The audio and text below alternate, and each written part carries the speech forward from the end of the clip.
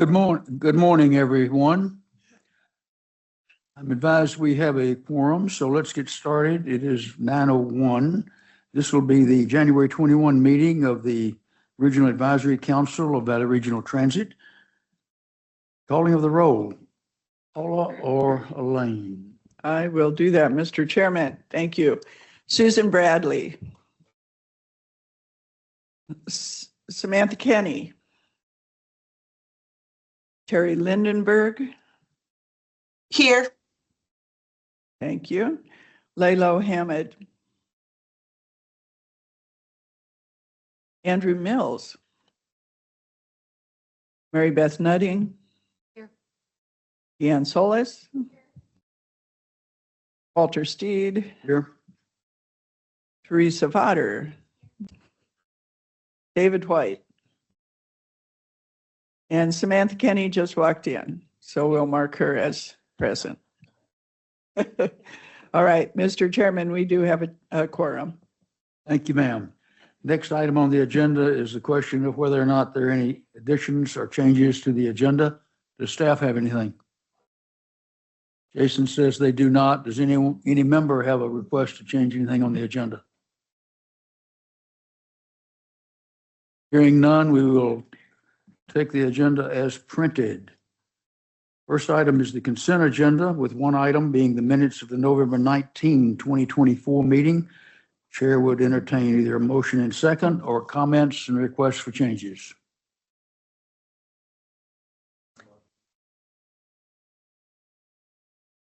Andrew. I have a motion from Andrew to approve the consent agenda. Do we have a second? Second from Samantha. Any discussion, questions, comments? All in favor, please say aye. Aye. Okay, the minutes from the last meeting are approved. Don't have any action items this month, but we have several information items. The first being the Regional Advisory Council Annual Orientation and Outreach. And Mr. Rose, you have the floor. All right. Good morning, members of the council, Mr. Chair. Bear with me while I bring up my PowerPoint. Okay. So this agenda item is always one of my favorites, and it's the same thing most of the time, but it always kicks off, I think, a really good discussion. I'm going to try to keep my part to like a tight 20 minutes because we have a lot of items on the agenda. But there's a lot of elements to this presentation.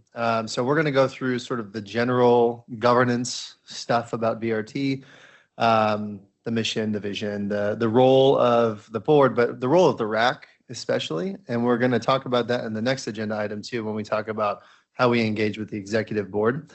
We're going to talk about funding, and that's a especially important topic right now, and a really important topic that the RAC has and can continue to have impact on. And then there's some other pieces that I have put in there about the future of VRT, and a little bit about place and why place matters in our decision making. And those two, the future of VRT and why place matters, might be things that drop off. We might not have time for that, which is fine, because Kate's going to talk about Valley Connect 3.0, which is kind of where we're going. And then one of the pieces is about infrastructure and walkability and pedestrian access and, again, place. And I'm kind of thinking maybe we do something in the summer for that, some kind of a walk audit or something like that. So we can do a little bit more of an experiential thing rather than me just talking through slides. And perfect. So anyway, without further ado. Keep him straight, Paula. Thank you. Thank you. Without further ado, we're going to dive into the RAC orientation. Again, we do this every January to get any new members on board and to kind of offer a reminder to existing members why we exist. But feel free to jump in if you have any questions.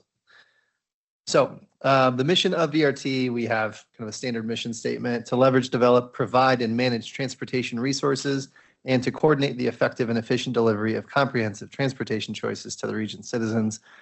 Our vision is that we envision a region with comprehensive public transportation choices designed to meet the needs of citizens and businesses and to support livable, healthy, and sustainable communities through adequate and secure funding to support those choices. And what a mouthful that always is. Usually we have a couple different phrases that we use instead of that, or not instead of that, but to supplement that. So connecting more people to more places more often is kind of our brand statement. But really it's just about getting people to place and supporting destinations.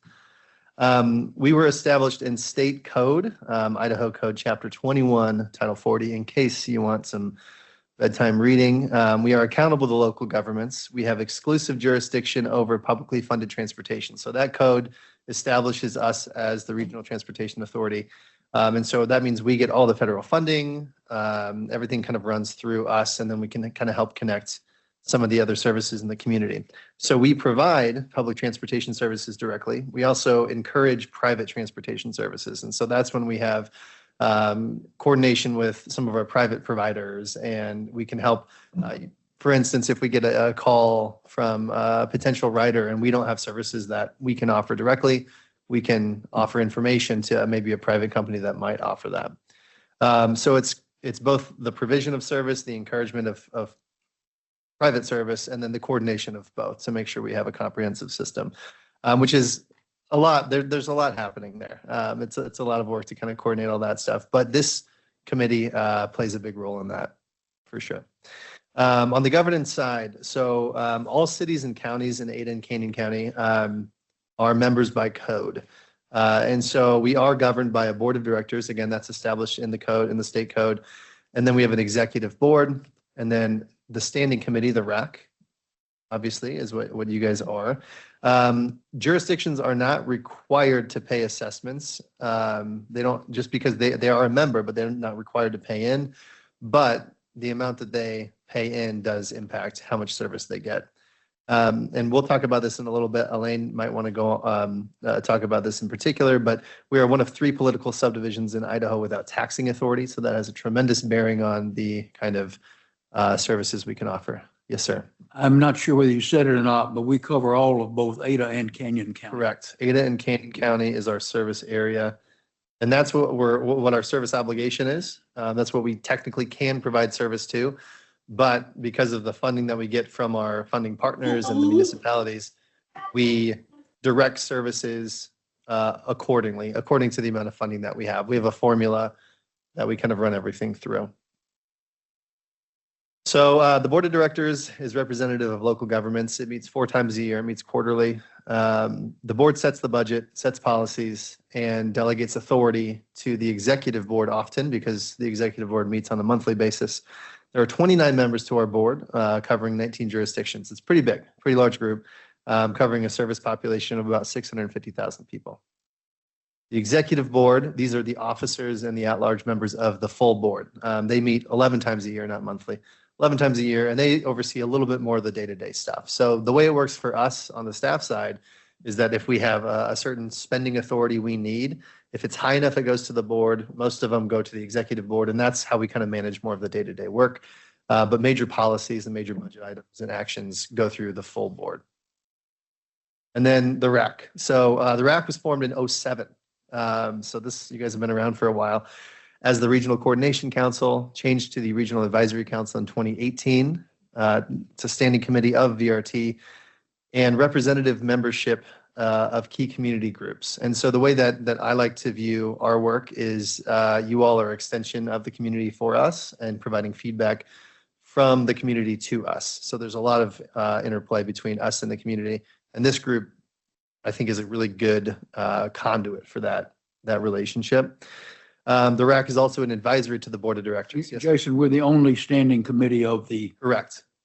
board. That is correct. Yeah, this committee is the only standing ongoing committee at VRT. Sometimes we'll have smaller advisory committees or groups for certain projects. If there's a large construction project or any kind of a major initiative, we might pull together some groups. Like, for instance, I think a few of you are on the committee for the Boulevard study, potentially, and maybe VC 3.0 as well. So we might pull some individuals in for project-based feedback, but this is the group that is ongoing. Advisory to the VRT board and the executive board. We have a meeting. The next executive board meeting is with the RAC. So that's an opportunity for the RAC to engage with the executive board. And really, so much of what we find beneficial is advocating for the needs of customers. A lot of you are riders yourselves. You see our bus stops, you see our services, you experience it. So getting feedback on how that operates is tremendously helpful for us. And then policies and services. This is always a good first step for us. Anytime we have a new idea or a new thought, is to bring it here, workshop it, see what you think as representatives of the community, and what feedback we might need to consider going forward. Brief history of VRT. So public transit in general started in the 1800s. I have some slides on that. We might not get into it. But with rail, bus-based services began in 73 with Boise Urban Stages in the city of Boise. We had Treasure Valley Transit providing service in Canyon County in the 90s. The main sort of kickoff for VRT was in 98. Citizens of Ada and Canyon counties voted to form a regional public transportation authority. And this is something that happened nationwide, especially in the 90s, as some of our private bus companies kind of started to wane in their effectiveness, but they still saw a need for a publicly accessible transportation option. And so that we were kind of on the heels of that. And then in 99, the separate county boards voted to merge the two organizations. So we remain the Regional Public Transportation Authority of Ada and Canyon counties. Initially, we were called Via Trans, and then later Valley Regional Transit came to be. In 05, I mean, and this is not very long ago, in 05, we were operating on a flag-based system in Boise where there were no bus stops. People had to know the routes and wave their hands, and the bus would pick them up, which, as you can imagine, might be a tremendous load on schedule and very hard to figure out when the bus is coming and when it's going to be there. So not only adding bus stops, but even doing some work on those bus stops is a project we've done in the last year, especially with new bus stop signs and new information and better information at those stops. And let's see here. That's kind of mostly takes us to today. Elaine obviously came on board a couple years back, and we kicked off the Better Bus Initiative. We have a couple slides on that. But that contains a lot of work around improving frequencies, improving bus stops, bringing potential rail to the region. And a huge element of this is going to be advocating for better funding. And that's been a conversation that she's been driving a lot for the last, especially year. Yeah, so thank you. So just one, not really correction. There was bus service in the region before 1973, but it was either nonprofit or private. Right. And in 1973, the city of Boise organized it into a public system, which, actually was quite a good system for the 20 years that it existed. We did do Valley Connect 2.0 in 2018. It was the first attempt at a long-range transit plan. Previous to that, because of our funding challenges, we'd always just had a 6-year plan based on what we could fund. And so those plans tended to be pretty paltry because we couldn't afford much. And so in 2018, the board agreed that we should look forward and see what could we do if we did have money and what would that look like. And that's what Valley Connect 2.0 was. Valley Connect 3.0 is the next step of that. So now that we've instituted some of the things in Valley Connect 2.0, I think it did help the region understand the vision of having better transit. And we've been able to increase frequency, particularly in the city of Boise, and service in later, more extended service, again, particularly in the city of Boise. So the next vision will be what's beyond that? What can we do even better? What can we do if we really have money? And so really looking forward to getting that done next year. At the same time, of course, we're doing a study of the rail corridor to see if it's the best alternative for high capacity transit. So out of that, we hope to have a pretty consolidated vision And I don't know if I should talk about this now or save it for later, but we will be doing a transit day at the Capitol on February 10th. And on that day, we're trying to bring transit leaders from all over the state together and have a speaker on why transit is important, the economic impact of transit on the state, and hopefully talk to as many legislators as possible about the fact that there is transit in your district, and here's what it does for the people that you serve, and here's why it's important. There's not going to be a specific ask. I've had some pretty promising conversations, frankly, with leadership, more promising than I thought they'd be, but we still don't think that we're at the point where we have a specific ask. What we're asking for is them to recognize that transit should have an important role to play in an overall transportation system. Andrew. I'd like to take this opportunity to mention that every other Saturday during the legislative session this year, all three of the Caldwell representatives, their senator and the two representatives, will be having an open house at the Caldwell Public Library, 1 to 3 p.m. if you wanted to get involved in that. Thank you. That's a great note. Can you email me those details? Yeah. Yeah. Yet another reason why this council is so great. That's the kind of stuff that we love to see. And we'll be sure and send out the stuff formally about the transit day. Yeah. To you. Yep. I'm going to show the graphic here in a minute, and then we'll send it out today or tomorrow. All right, just a brief mention about our services. So we have 22 is our old one, 19 fixed bus routes and 1 on-demand service in Canyon and Canyon County. And this all shifted dramatically last summer. I think most of you were with us last summer during Change Day, but we went from 22 to 19 routes, increased frequency by quite a bit on almost all routes, and dramatically on a few routes, really shifting into a more frequency-focused system. We also have, in addition to our fixed route and on-demand services, we have our VRT access and beyond access services for older adults and persons with disabilities.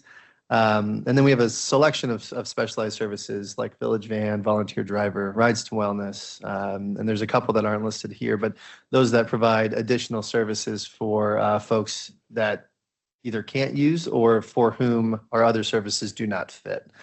And then on the programming side, we have Safe Routes to School is under our umbrella. And Lisa, I'm not sure if Lisa Brady's on, but they do tremendous work at schools, advocating and educating. Obviously a safe path to school, but then they do a lot of work around roadway and pedestrian issues and engineering and things like that. So, and now that I'm saying those things, I'm realizing we should have Lisa do an educational, like an information item to this group, because I think it'd be great to talk about the elements of safe routes. So I'm going to jot that down as a note for myself. And then on the CityGo side, CityGo is our partnership program. There we have past programs with businesses in the region, educational institutions, and so we provide passes, we provide support, education to institutions that sign up. This is our most recent data on fiscal year 24. So during COVID, I mean, every transit agency in the country took a hit on ridership, but we've slowly been kind of crawling back up. And 2024 is just about, we're pretty close to where we were in 2023.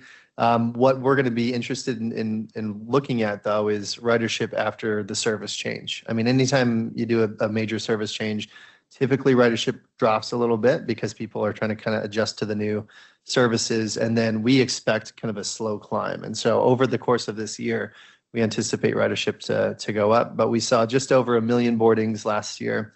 And that's kind of split between both fixed route and on demand. Yep. I presume 2019 is considered the last pre-COVID full year. Yeah. Does anybody happen to know what the boardings were in 2019? Oh, I did. If I thought about this ahead of time, I'd have mentioned it to you, but Good question.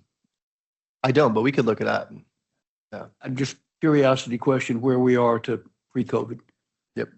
Because I think that, like you brought it up, it's it's when everything crashed. Yeah, we are near pre-COVID numbers, if not at pre-COVID numbers. Yeah, we've climbed back out of the hole for sure. I'm not sure. I don't know if we're quite there, but I know that last year we were within like 90%. I think we're above COVID numbers, slightly above COVID numbers Okay. or pre-COVID numbers. Excellent. Thank you, Leslie. Leslie was waving at me from the back of the room, which is a great sign. I mean, a lot of agencies have not gotten there yet. And I think from what I've seen, we kind of pulled out of it a little faster than most. Yeah. Just on the question on the demographics. Mhm. So how do you get that data, particularly employment and household income? Yeah. So our demographic data, this is from 2021, so it's a little bit dated, but we do onboard surveys every 5 years in coordination with Compass. And so that came from the last onboard survey where they ask age, employment, and household data. Mhm. Okay, funding. This is the big one. And what we're trying to do right now, and what we've been trying to do over the last couple of years, is we don't have enough funding, but we're making the case for why fund our services, why transit, why invest, why have these cities invest in what we're doing. And the pitch, or some of the items that we talk about, is independence, affordability, economic benefit, and then a selection of other options. And one messaging point that we found particularly effective right now is the economic benefit. So we're in the process of going through and putting some numbers together on return on investment, specifically jobs, added value, jobs and added value to the region based on the services that we offer. So APTA is the American Public Transportation Association. They have an economic development tool that we're using and plugging in all of our inputs. So we're plugging in ridership and funding and a variety of things. And it's taking a little bit. It's quite a large project, but it'll tell us how many jobs that we're helping to provide by doing various construction projects or by getting people around the region. And there is a tremendous economic benefit in addition to a transportation benefit to the work that we do. So that's part of what we're trying to do, is kind of build the case for transit right now. Yeah. I wanted to point out that with Beyond Access specifically, I am taking less out of the Social Security budget by the mere fact that I have a job. And the bus is the only thing, or the main thing, that's able to get me to and from that job. Mostly to, but yeah. And that's why I think Beyond Access really needs a bigger role and slightly longer hours, maybe.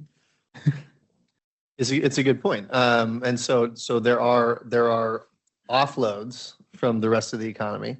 And you can see the effect that our limited budget would have. So Andrew mentioned the hours, right? We know that the hours aren't as late or as long as that we want them to be. We are limited to the budget. If we had a broader budget, there would be much more ability for Andrew or anyone to access work at different hours. That's one of the biggest pieces of feedback that we get all the time, especially on fixed route, is later hours, weekend service, Sunday service. We can't do it within the current budget, but if we did, you can imagine how much better the access would be. So the Regional Public Transportation Authority in the state of Idaho, we're one of 3 political subdivisions without levy authority. Elaine, do you want to jump in and talk about this stuff? This is your bread and butter. Sure. So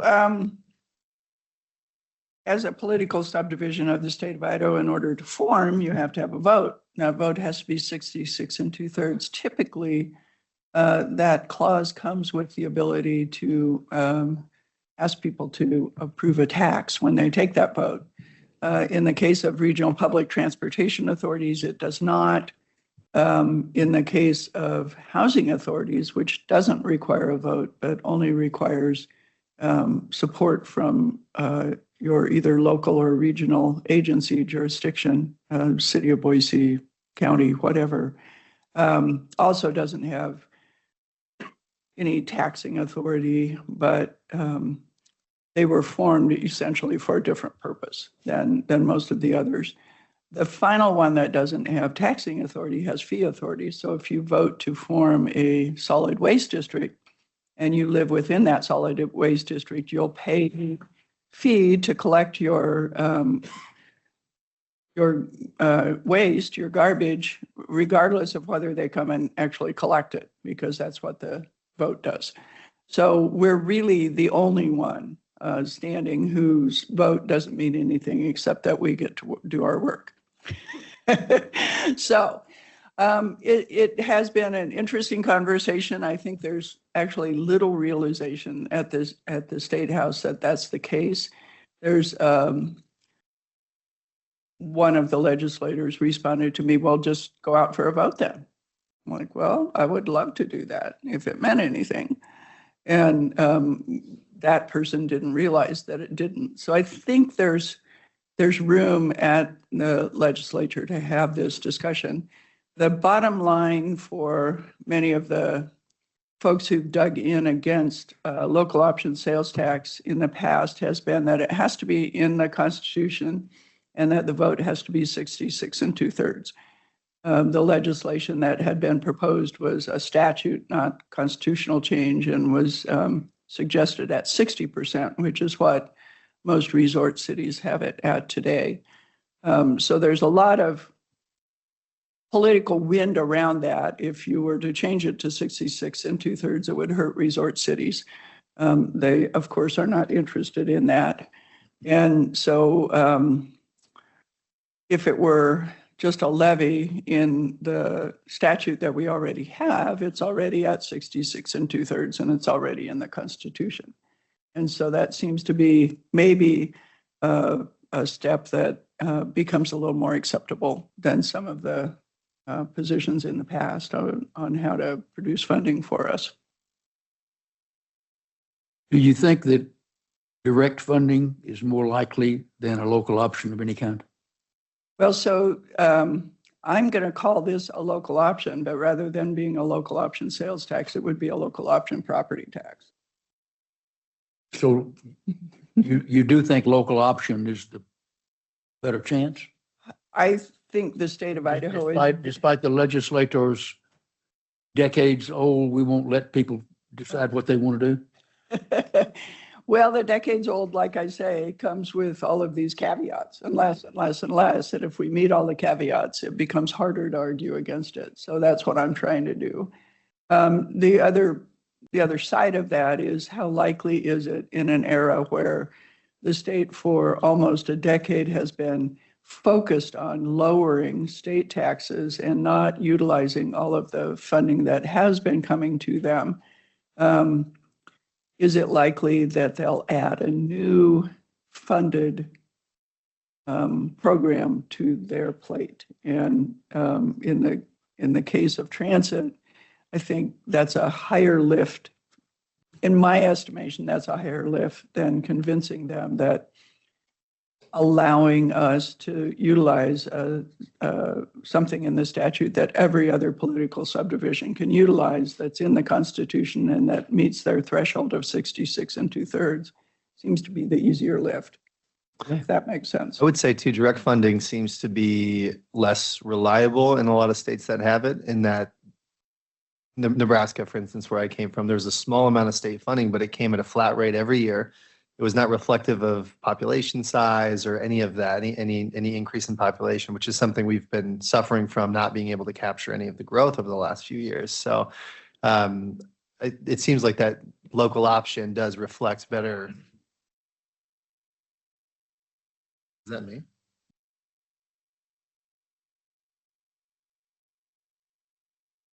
Sorry.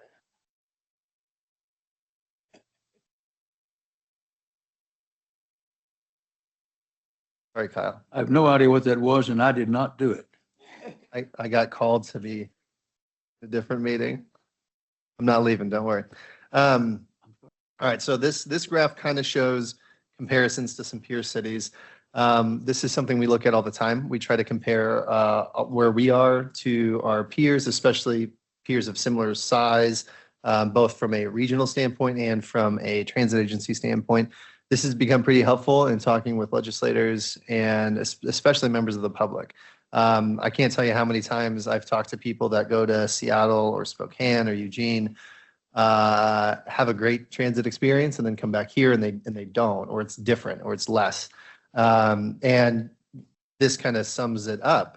We are at the top here, where we have Our annual ridership is in orange, annual operating budget's in purple, and population is in blue. So us in Reno, quite similar in population, dramatically different operating budget, and the ridership reflects that. Spokane is maybe the best example where their regional size, their population is almost identical to ours. They have a much larger operating budget, and their ridership is proportionally greater.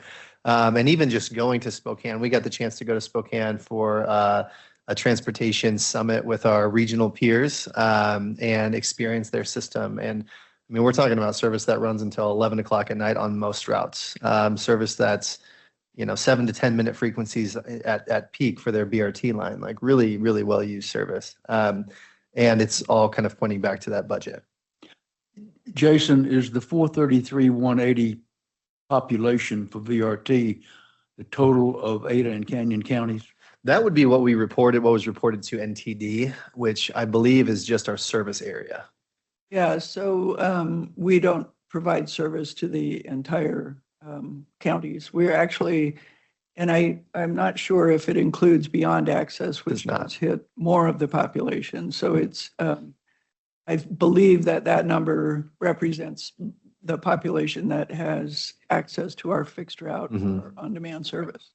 Because I don't know this, but I believe the Spokane number probably is the city limits of Spokane. Because when I used to live in North Idaho, I always thought of them as being 350,000 or so. So I don't know that they're limiting their number in this chart to where they serve.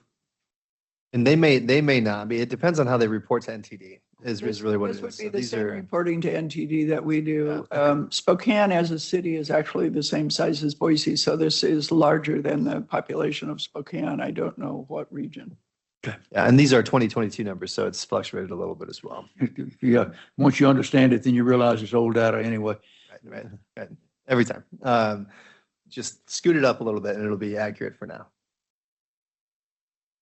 This is just another chart on the screen displaying the comparison to per capita funding to some of our peers. So per capita funding for VRT is about $46 per capita annually. And this is FY20 numbers, so this is even dated even more. But, when we compare ourselves to our peers, we're seeing peers that have 3, 4, way more funding, like magnitudes of funding more than we do, and their service reflects that accordingly. So this is just a point to say the service provided is a direct reflection of the funding that we have, and that's something that we're been talking about for a long time, and hopefully we can get some momentum behind some change here pretty soon.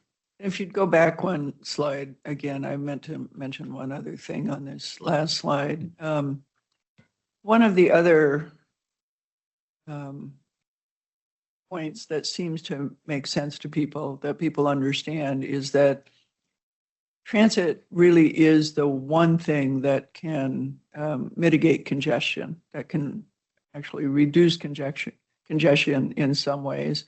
If you look at, for instance, a place that has really robust transit, like a New York City or a San Francisco, Washington, D.C., even Seattle, and Atlanta, the amount of cars, the projection for the amount of cars on the road, if that transit didn't exist, it would just be unmanageable, right? So we're not quite in that position, but I think we are in a position to talk about how transit, as the region grows, if our only answer is to build more lanes and require more people to drive more miles in order to access things, then congestion is in fact going to go up. If you look at data across the country historically, that's just the pattern that happens because that's how traffic works.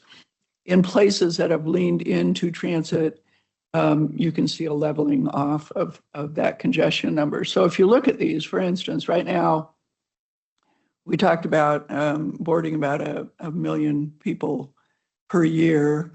Is showing Spokane at about 7 million at its peak. Before COVID, it was at 10 million. So imagine if 9 million less cars were on the road every year in this region.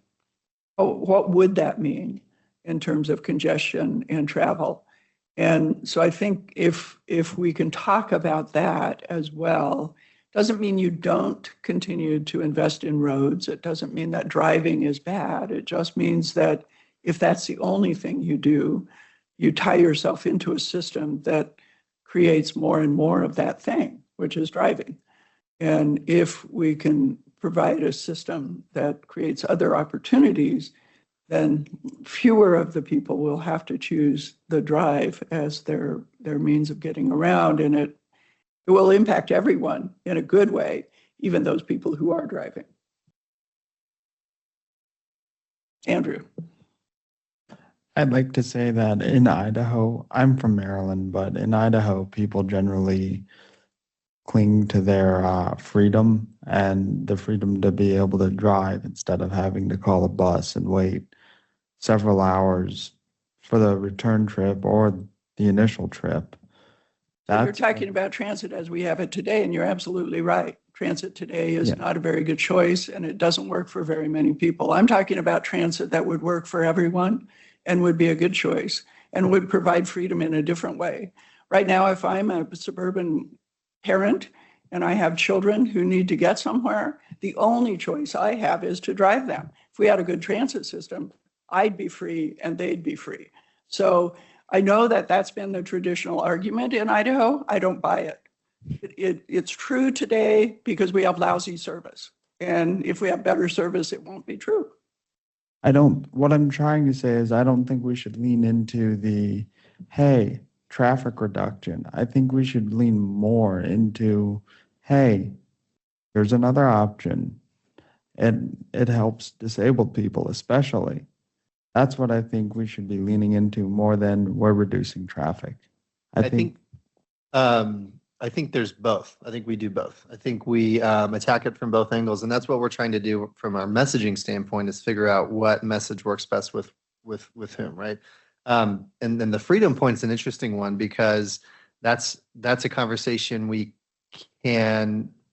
I think that resonates with a lot of people. I think the idea that you have to have a car to have freedom is maybe a default, but if you had a really robust transportation system, public transit system, that also provides freedom. You know, I mean, I've seen it myself. I'm lucky. I live in a section of the city where I can take a really good bus route. And if I were on State Street, it'd be even better, right? Where you have real freedom there to be able to travel. In some areas, it's not the case.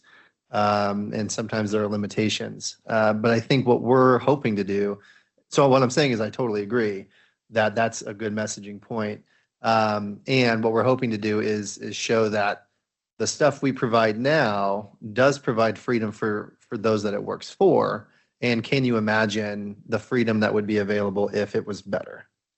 You know, And I'm not discounting the message that we've been leaning into for the last 20 years. It's still a good message. I'm just saying that as we grow this movement, I think we need to grow our messages, that there can't just be that one message. It hasn't been successful in the last 20 years. So what more can we do in addition to that one?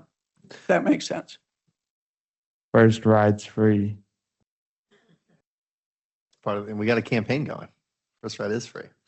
And on top of that, there's economic. I think the next layer that we haven't really used in the past is economic impact, true economic impact of public transit. And so that's actually something that we're working on. We'll get to the Transit Day at the Capitol, but we're working a lot with a lot of other state agencies and trying to kind of unify our voice as a statewide system. Leslie's on the board for CTAI, which is the Community Transportation Association of Idaho. And so that group is getting together a lot, and we have peers in quite a few cities in the state trying to get together, have a unified voice, a unified message. So when we talk to our elected officials, we can kind of stand together and talk about those benefits. Yeah.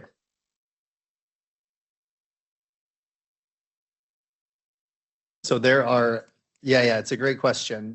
In total, up to 49. It depends on how you define it, because that might include senior centers and a lot of the smaller providers.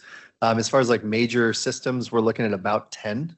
And so that's us, Twin Falls, Idaho Falls, Moscow, Pocatello, Wood River, Wood River, Coeur d'Alene, yeah, Mountain Lewiston, Sandpoint, McCall, Tribes. Mountain Home, both.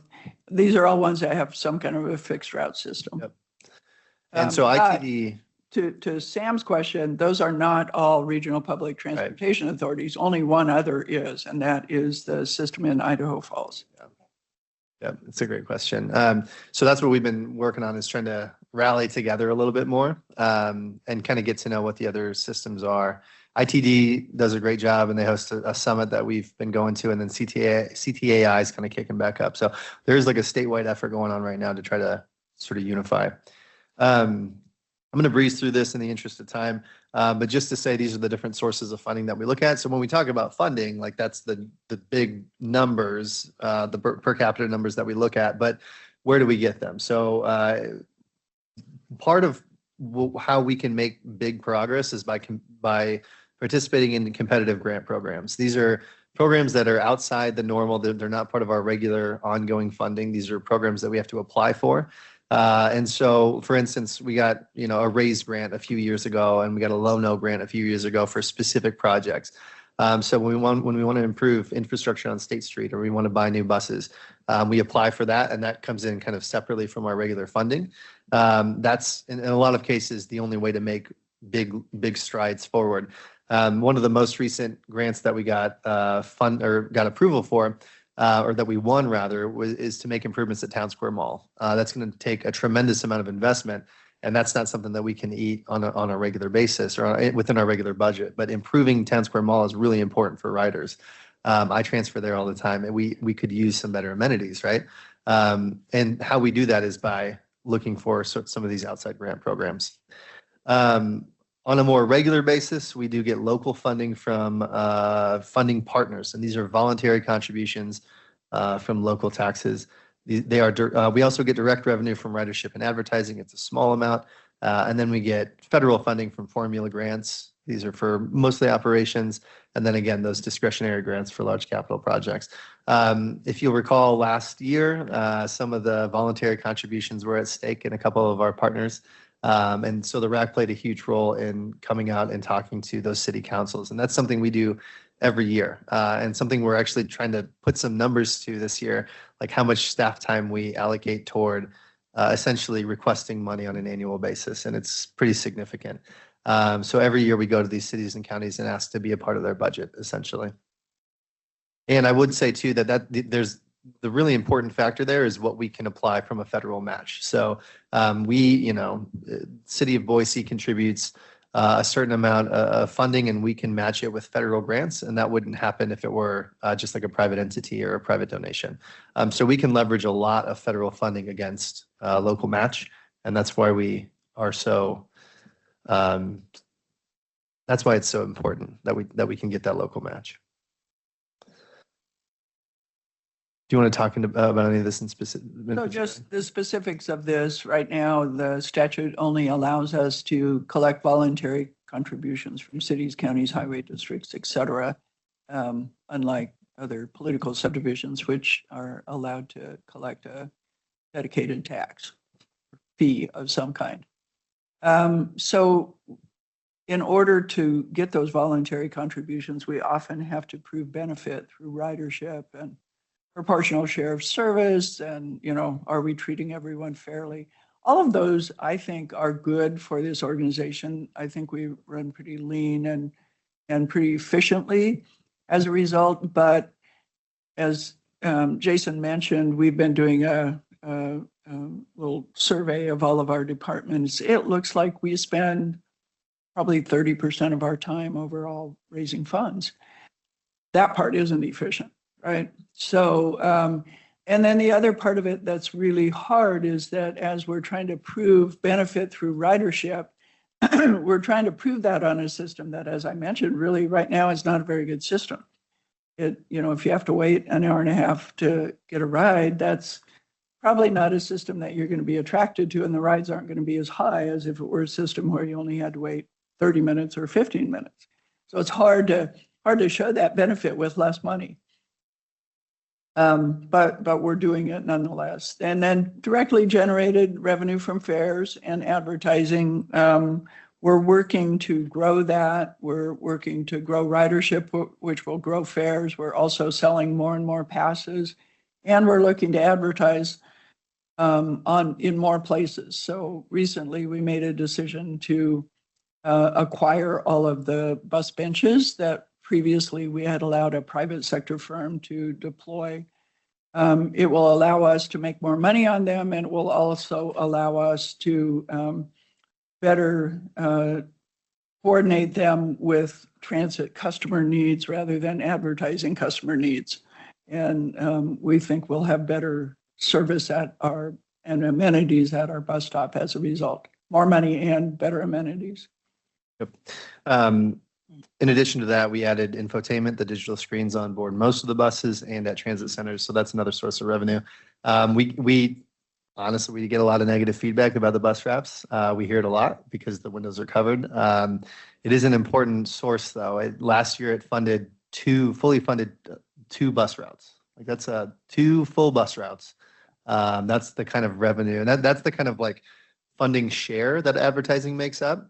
If we had the budget of our peers, it wouldn't take up that much space, obviously, but it's a really important portion of our budget that directly impacts the services we provide. So it is pretty long term, we're looking, well, this won't help tomorrow. We're looking to develop a system that would generate, whoops, it's moving forward. We'll go back. Sorry. There we go. That generates funds directly through development projects. So there's a program in the federal government that allows us to borrow money at treasury rates based on transportation benefits. So a transportation-oriented development, housing development, for instance, might qualify for this. If we use those treasury bonds to help finance it rather than typical market rate bonds, we can get them at a lower rate, at a different payback period, and potentially generate more income from that asset than would be generated otherwise in the private sector. Like I said, this is a long-term thing. If you look at other countries around the world, many of them support their transit systems with this kind of value capture rather than taxes, or at least in addition to taxes. So we're trying to help develop a model that we think would be attractive even to market supporting legislators and congresspeople, because it is a market mechanism actually. So don't know how far we'll get on that, but just wanted you to know that while we work for today, we're still trying to figure out what's tomorrow look like. Go ahead. Sorry. All good. So the only, finding your spot, question out of the blue. Are impact fees allowed to be used for transit? Not for transit. That would be another legislative change that we could advocate for. all right. In the interest of time, I'm going to stop my portion there. I was going to talk about where we're going, and I'm going to let Kate kind of talk about that. And then I mentioned placemaking and space and how place matters. Again, I think we're going to push that to maybe that's a good summer meeting when we do a site visit or something like that. So last thing I will say is that with CTAI, we're doing a transit day at the Capitol. So this is coming on pretty fast. We just kind of got some approvals that fell into place for this event. So it's Monday, February 10th, 8 a.m. to 12 p.m. I'm going to send this out to everyone, and we would encourage you to share it because we want to get as many people there. Brief breakdown of the day. We're going to have some introductory comments. We're going to go through some presentations on specifically some economic benefit or economic impact of transit. But really, it's a day to encourage advocates and educate advocates on how to talk to legislators and what tools to use to encourage them to talk to their legislators. So we're putting together a booklet that everyone can have and use to talk about that impact, and should be a pretty big day. And that's going to be in the auditorium, not in part of the rotunda. Right. In the Lincoln Auditorium in the garden level of the Senate side, it's a 300-person auditorium. I'm hoping we can get as many people there as possible. I think the more people we get there, the more likely they'll pay attention to it. So if you can come, if you know anyone else that can come, even if you don't have the ability or the time to reach out to your legislator that day, at least come to the presentation portion if possible, which will run from 9 to 11. Yeah, and we'll try to record it and get all of the materials because it is, I mean, it's a Monday during the day. So, we know that not everyone can make it, but we'll try to make everything available afterwards because, this is just the start of the legislative session. So. Will there be an overflow room if over 300 people show up? I would like to think that could happen. I would love to have that happen. There's speakers out in the hall if it doesn't. Be happy to stand for any questions, if there are any. Okay. Thank you, Jason. The next item on the agenda is to talk about the March meeting where we annually meet with the executive board. Okay, this is back to me and kind of me and Walter. So this is an item that we put on every January or every meeting before the executive board meeting to talk about what the RAC wants to speak with the executive board about. In the past, I think we found it helpful to talk about what the RAC and kind of survey and review what the RAC has done over the past year. So at this point, we can kind of open it up for discussion. I do have a few notes that we can run through, and I want to mention both in terms of what we can talk to them next meeting about, but also sort of in celebration of the work that you all have done in the last year. There's been a lot of impact on service changes. You guys played a tremendous role in helping to shape not only the actual, some of the route decisions, some of the route brochure decisions, the signage. You've had a lot of impact on bus stops. We've talked about bus stop locations and our bus stop typology. There's a lot of involvement from this group on the bus stop typology. And then, I already mentioned this, but the funding conversation. So when stuff came out about Nampa's city council is kind of pushing back on some of our funding choices. When we're putting the package together, like this is the first group that we send information out to, or we try to. So getting the information out to you all and finding advocates in this group, and then this group helping us to find advocates and folks to talk to city councils about was wildly helpful. It makes my job a lot easier. It makes our reach a lot broader. So the involvement that you guys have had in the last year has been tremendous. And I think that's some of the stuff that we can bring up with the executive board. And I think we need to be careful when we talk about city councils and not say the Nampa City Council did this, but certain members of the council have a certain point of view and others have different. And so your comments to them and your information that you share with them really can make a difference. But don't call out Councilmember Fred for what he did or didn't do. No, these are just things happening in the city of Nampa, as an example. We do have great advocates and support in the city of Nampa. I don't want to misspeak that. Is there anything that comes to your mind as a council that you want to bring up with the executive board, either from what the executive board can do for this group or what you can do for that board? What we've done in the past year or things that we're thinking about doing in the next year. Andrew. I take Beyond Access to work, and then I usually take On Demand home if it's not raining or snowing or sleeting or whatever. And a lot of times I have to walk from the place I work to the Salvation Army to wait, or sometimes all the way to the library. And some of those light switches, like to push to stop the light or stop traffic, do not work. And that makes it difficult for me. Light switches Report on the bus. those to ACHD. They will. Caldwell. Oh, On the you bus? talking about in Caldwell? I'm talking about in Nampa. In Nampa? Who runs the City of Nampa. city of Nampa? Yeah. And you're saying the City of Nampa. crosswalk indicator? Okay, The so the button. crosswalk Turn on indicators. the pedestrian light. All right, let me clarify something. The pedestrian crosswalks do work, but they're not in the right places. Like, right where the, what is it? Post office, that's the word my brain was trying to think of. The post office there's a highway there that has lights that go, like you can push a button here and walk over there. And you can push one over here and walk over there, but you can't go that way without going like a quarter mile down the road, stuff like that. So that kind of infrastructure is something that we are working with NAPA on. That's why we have the project with NAPA this year to build better infrastructure on 16th Avenue at 7th. That's a long-term thing, like, isn't going to be fixed tomorrow, but we'd love to get a download from you on the places where you think we could improve it. So I'll have some staff get a hold of you and we'll do that.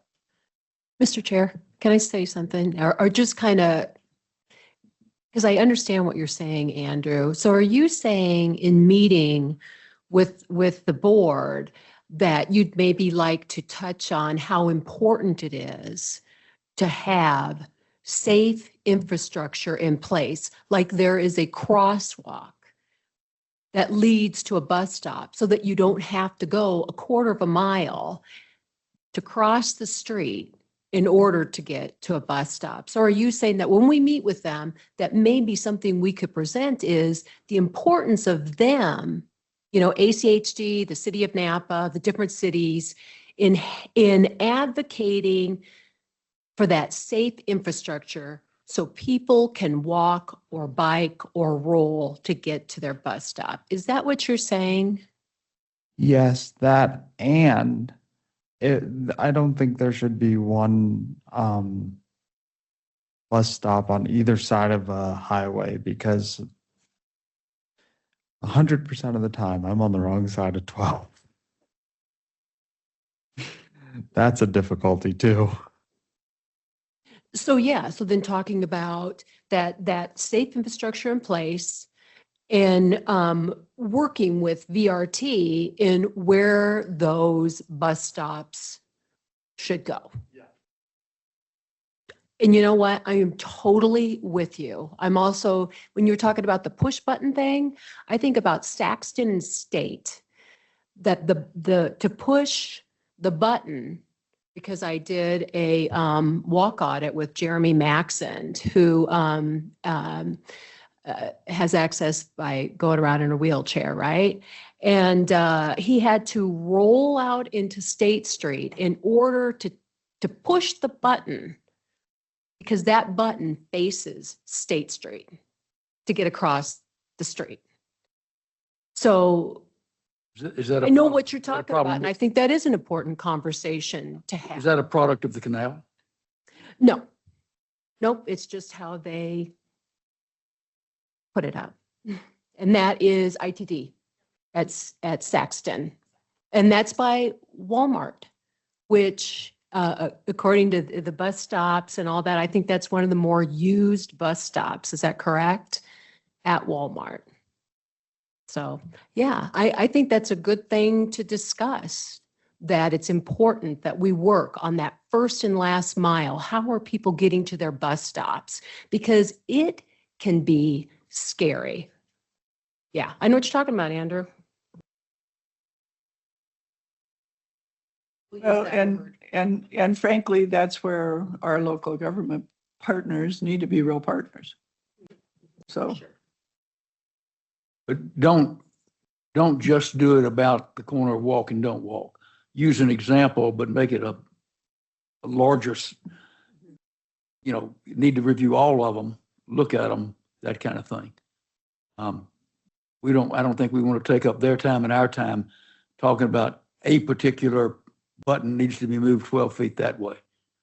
And I think last time we had chair, vice chair, kind of representing the list to the executive board. And I think that might be a good idea to maintain our list and then have you all represent it to the executive board.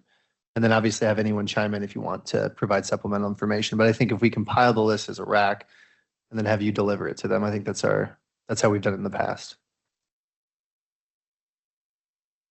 I remember I mentioned to Kate where I thought a good bench would be, and she actually went and took a picture of it. I got that picture in the email, by the way, thanks. So I think we draw a distinction there between, that's probably like between RAC and VRT staff. And that's not something we would take in front of the executive board. So I will say, Mayor McLean is now the chairman of the executive board, and she and I have been working on or reorganizing the executive board meetings so that part of the meeting is more of a workshop format. So I'll work with staff on the meeting in March, try to get through the business in the first hour of the meeting, and then really spend the second hour of the meeting in more of a workshop format between the executive board and you. So it's not just you telling them stuff or them telling you stuff, but more of a conversation. Anyone else? Anything else? Yes, ma'am.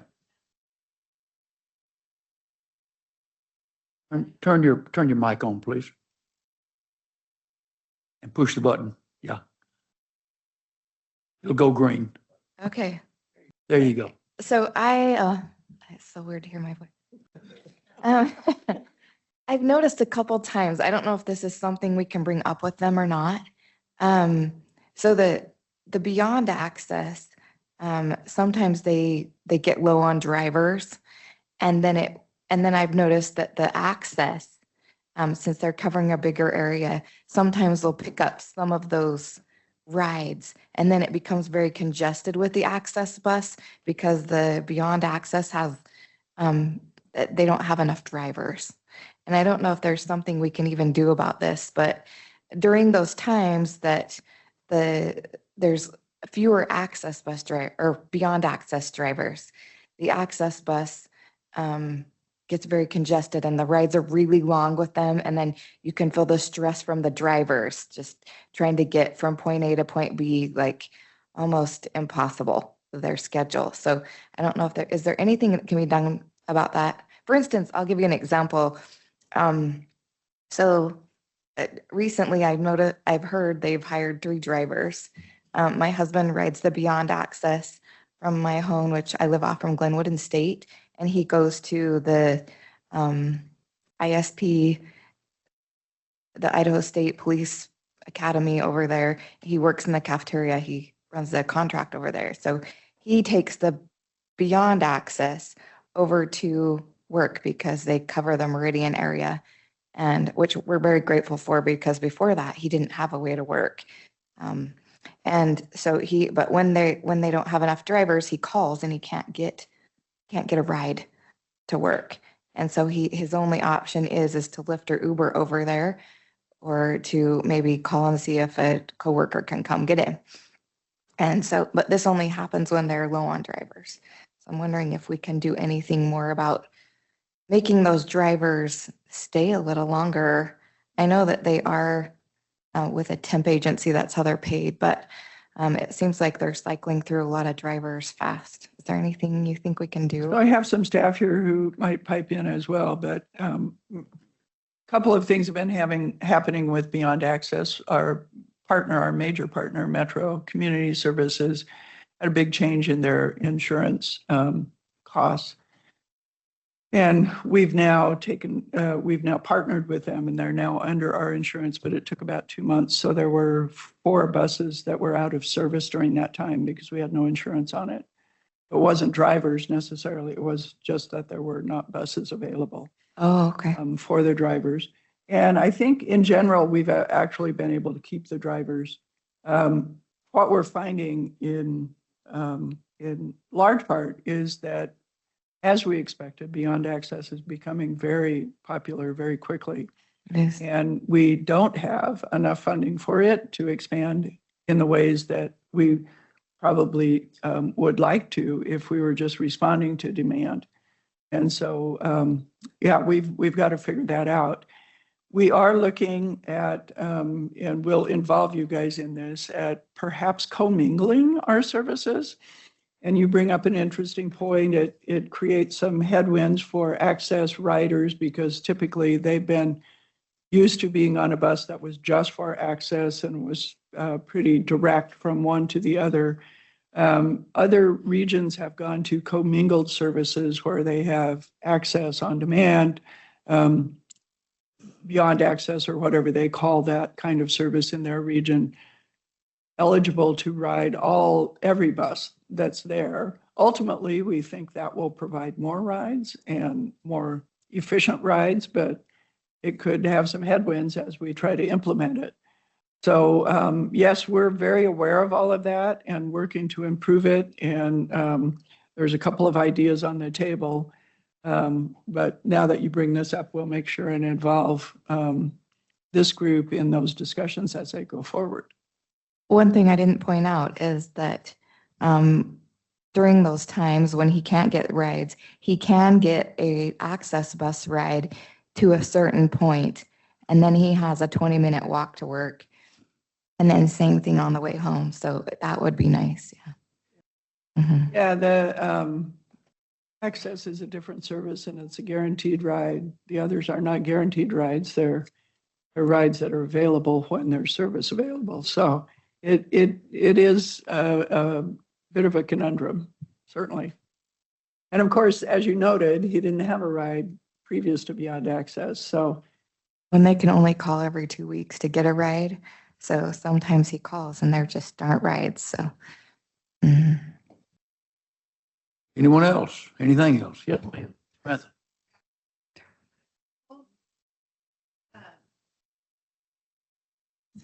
As far as for the executive council, If Paula can't hear it, she can't make the minutes. So you don't record it, we can't have it. well, here I am. Okay, Okay. can hear myself. As far as what that meeting with the executive council could look like, I would, I know we're wondering about what issues we want to bring up, but I would like to know what they would like to know from us. And maybe what their, where we could help connect them, where they're maybe not making connections, which I don't know how that even would work, but I'm assuming these are all like Mayor McLean is the chair. We have city representatives of cities that maybe aren't funding the way that we want them to fund. So I'm wondering about their vision of how to advocate within their municipalities and what we can do to help them. To my memory, we have never been given a request from the executive board in terms of would you look at, Mhm. would you work on? Yeah. So inviting that kind of thing, I think, and again, in broad general terms, would be a good idea. But I was thinking too, Walter. Hopefully it wouldn't turn into a be careful what you wish for. But no, good idea. Yeah. Anyone else? Beth, you're fairly quiet today. It's okay. You can be quiet. Well, actually, I agree with what Sam was saying. That is exactly what I was thinking. I'd like to hear more from them about what they would like to hear from us. So, yeah. Or make them aware that they can ask us to look at, work on, think about certain things. Good idea. Jason, thoughts? Give you a little bit to play with? I have notes. This is good. No more thoughts. Okay. Thank you. If any of you think of anything else, email Jason, myself, Elaine, Paula. We'll get it in the right spot. If you have something else that comes to mind when you're leaving here today and thinks, oh gosh, I wish I'd said, well, it's not too late. You can always do it. So, okay. Jeanette, the next item is Jeanette Easel with a customer service report. Welcome.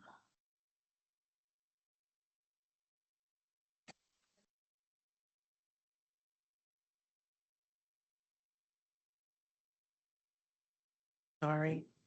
So I should know better, huh? Usually I'm pretty loud, but not for Paula.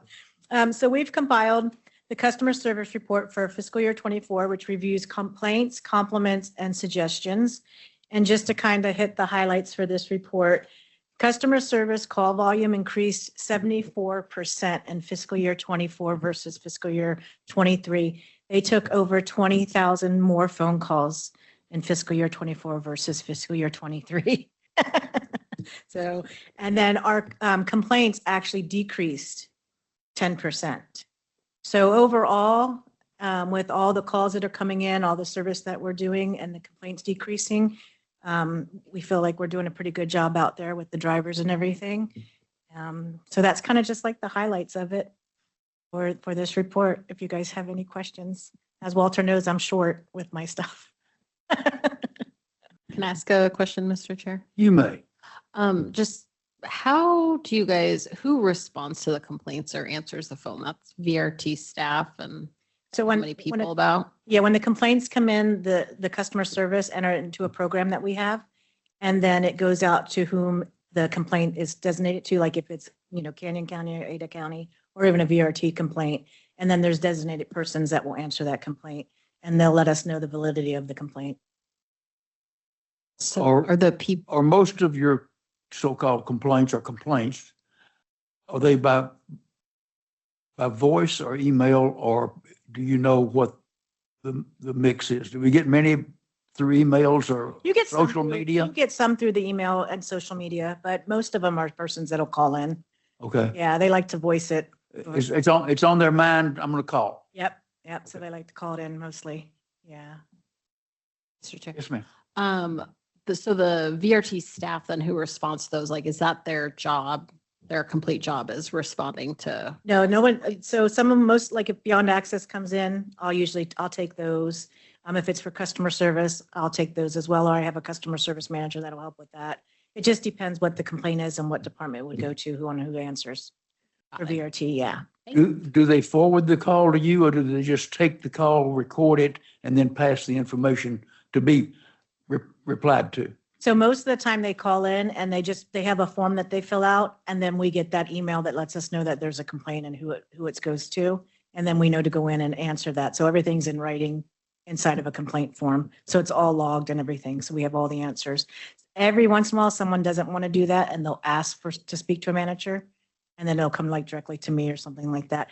But like our contractors and stuff, we always put it in the system. We don't send it over via call Okay. or anything. And you attempt to answer all of them if you have We have information about how to reply? Yes, we answer all of them. Everything has to have information put in and a resolution if there's one.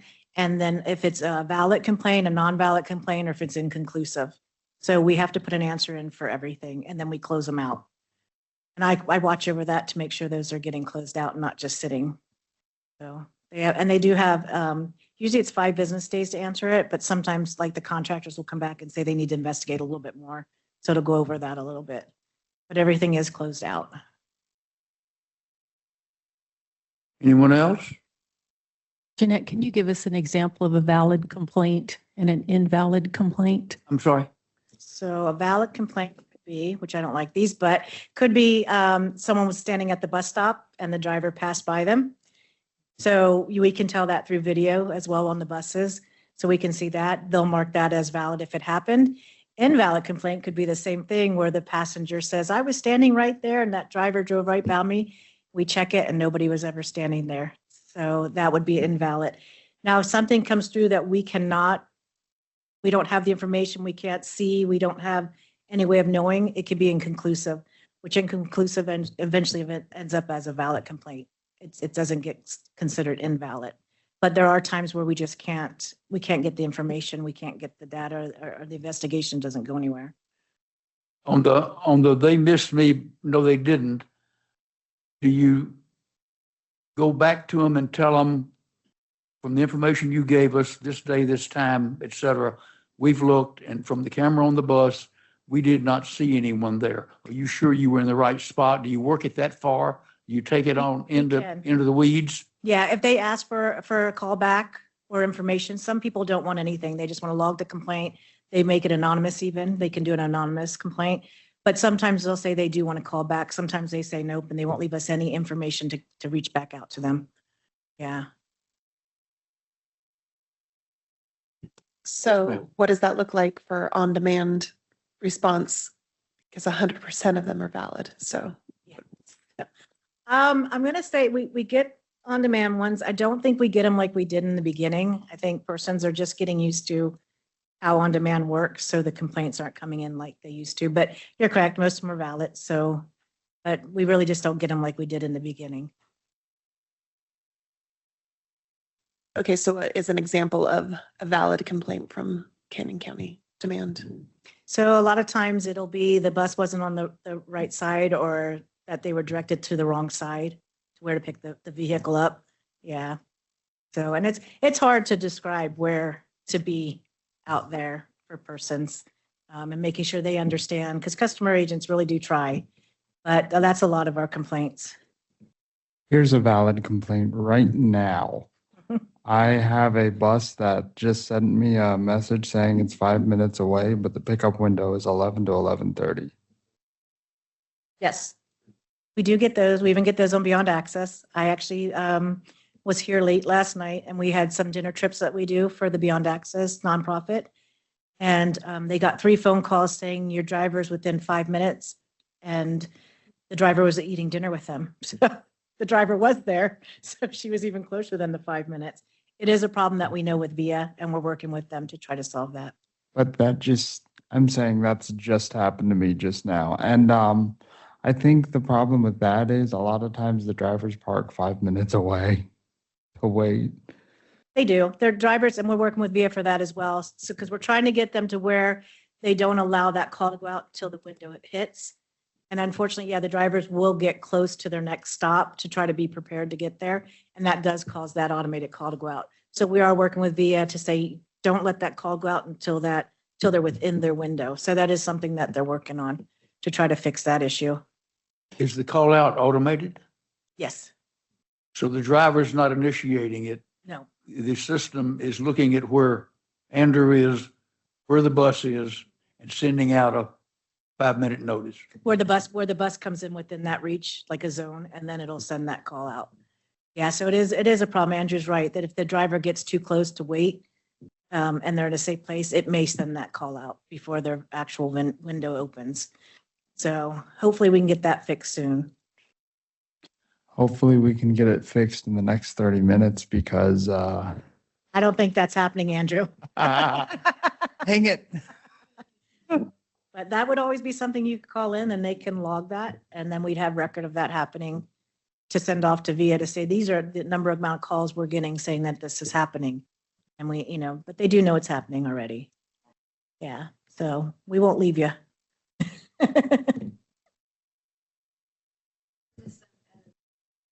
How come the access buses don't use the 5-minute call?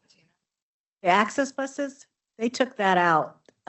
The contractor for access didn't like the way it was calling and all the issues it was giving for passengers, so they asked to have that removed. Any other questions? I have one. I noticed that discourteous drivers run about 25% or more of your top complaint categories.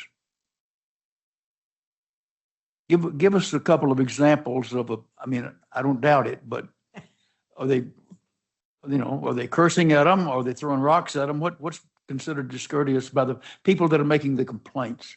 So And do you, once you investigate them, does it turn out, yeah, he was, or no, somebody was just having a bad day and he just didn't smile, I'll say more times than not, it's not the driver being discourteous. It's just the way that they're perceived from the passenger, the day that they're having, or how they feel like you should speak to them in a certain way.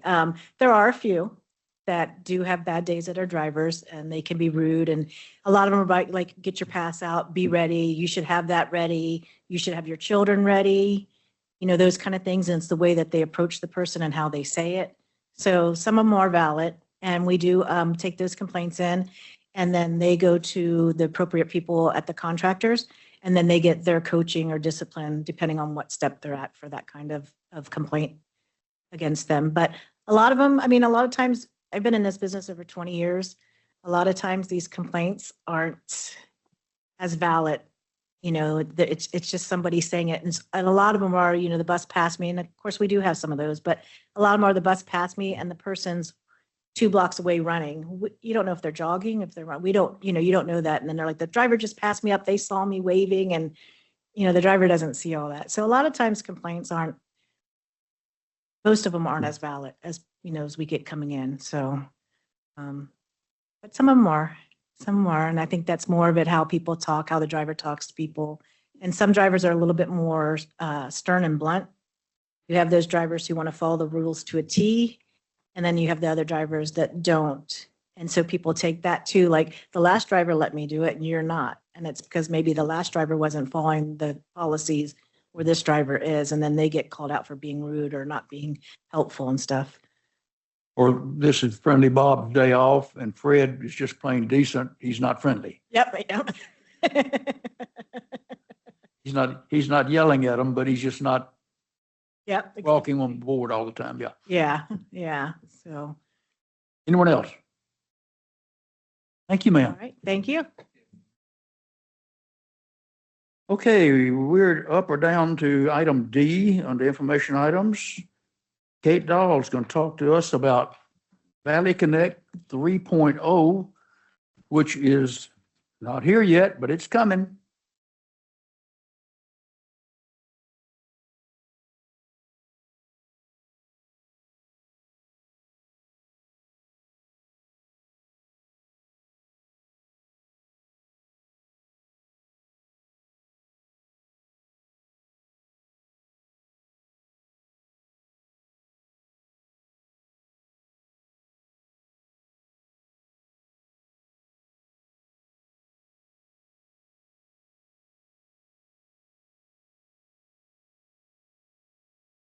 Good morning.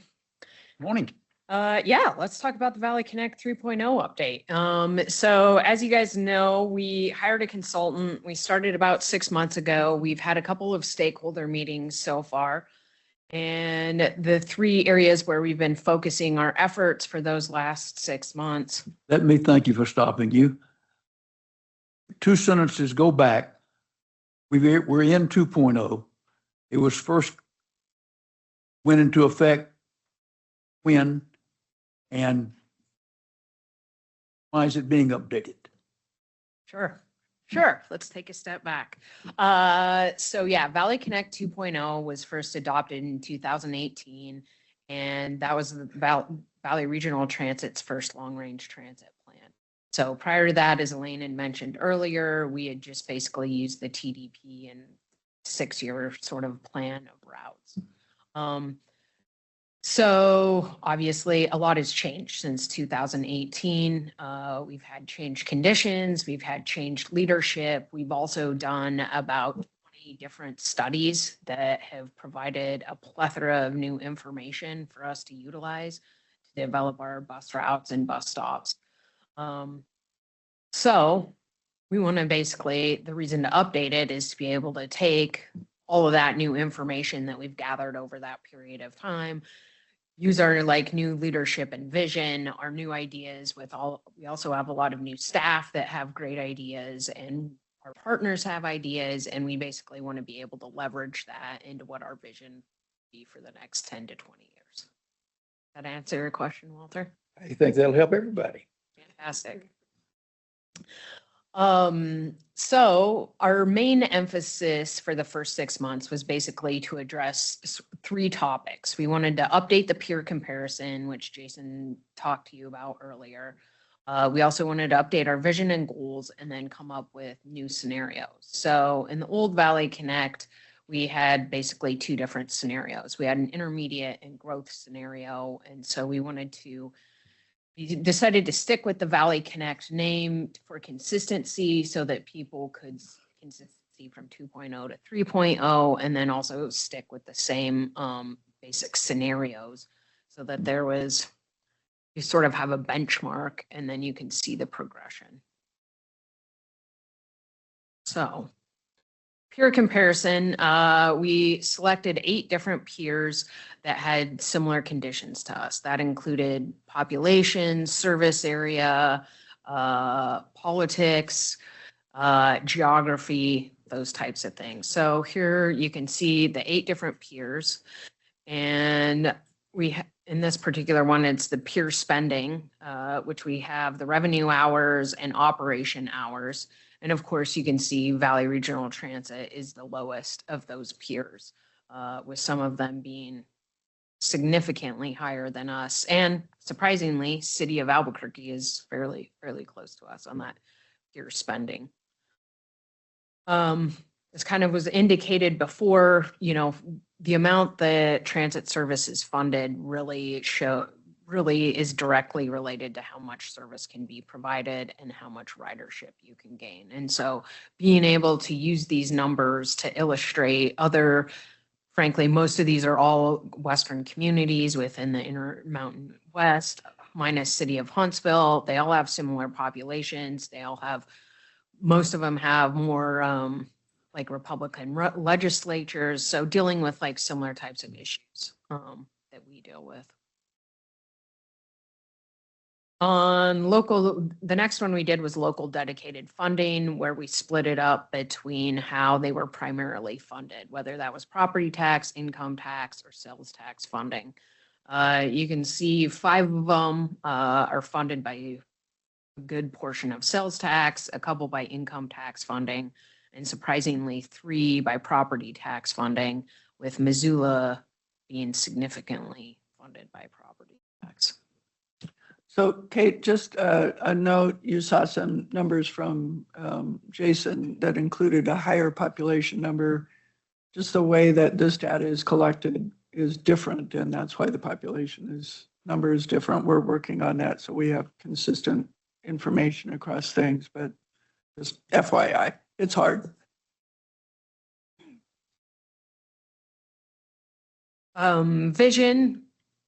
So the updated vision that's been proposed at this point is Valley Regional Transit envisions a region with comprehensive transit choices designed to grow the regional economy and meet the needs of citizens and businesses by supporting livable, healthy, and sustainable communities with robust transportation options.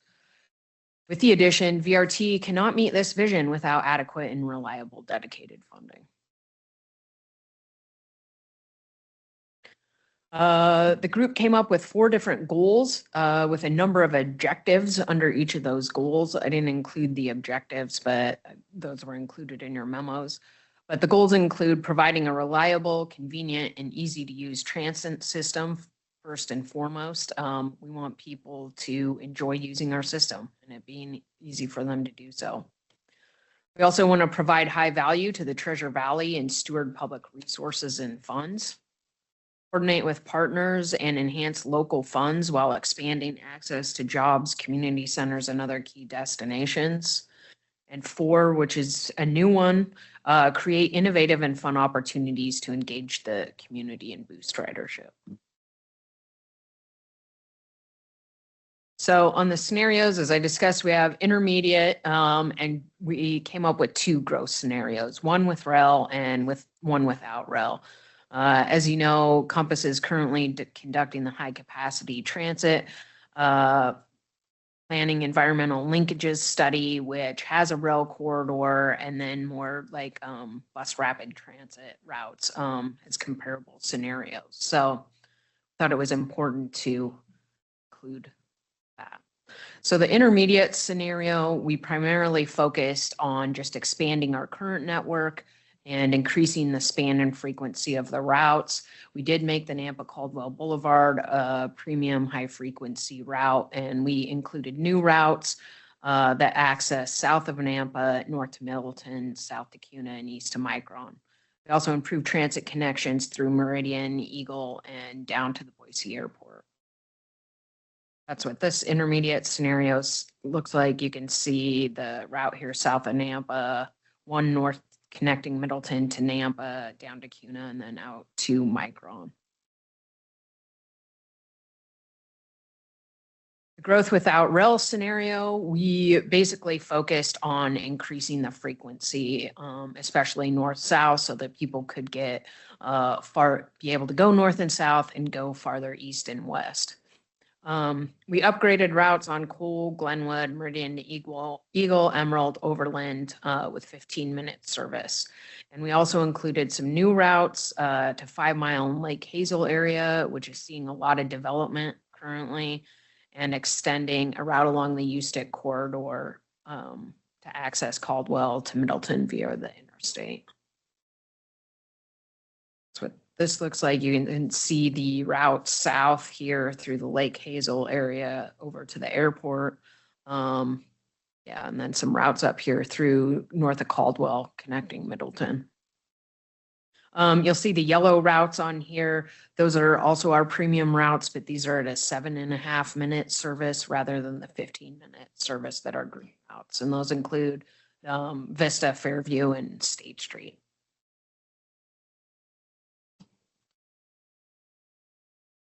The growth with rail scenario, we assume that there's rail service from Caldwell to Micron. We have increased the high frequency premium network to improve cross valley connections in the densest part of Boise. We've designed routes to connect the neighborhoods, to basically be able to pick up people in the neighborhoods and bring them to both the bus and rail routes. Downtown Meridian becomes a new multimodal hub with premium service extending north to Chinden and south to Lake Hazel. We've also improved Town Square Mall to Nampa with 15-minute service. And we have new routes, including premium service into South Nampa and connecting South Nampa to 10 Mile. We did provide more routes north and south of Nampa and along the Caldwell Rail I-84 corridor to bring riders from neighborhoods to the rail and premium corridors. And we did also add a route out to Wilder to be able to collect folks from the western reaches of Canyon County and be able to bring them to the rail line. And that's what this looks like. The red line here shows the rail route from Caldwell to Micron. We have, again, the yellow service routes that are premium 7.5-minute service, the green routes 15, and the local routes. You can see improved north-south connections up to Eagle, down here to Lake Hazel, and then south into Nampa.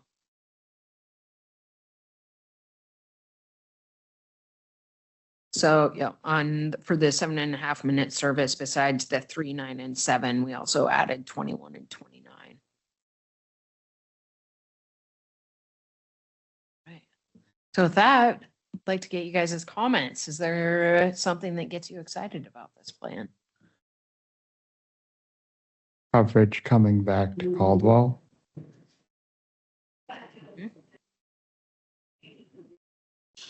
This is Susan.